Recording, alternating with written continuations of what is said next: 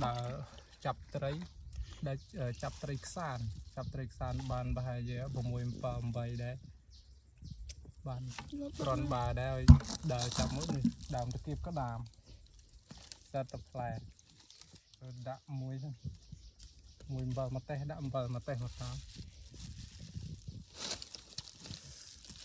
អំបិលដៃអាក្រិចទៀតដែរមួយទៅចាប់ត្រីអត់លឿន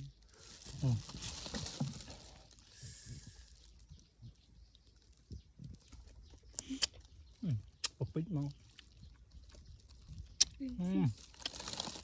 ជឿ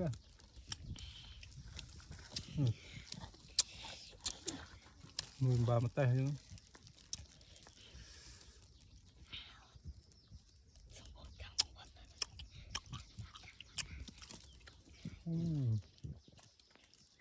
chú em mùi vào mặt tay tiếp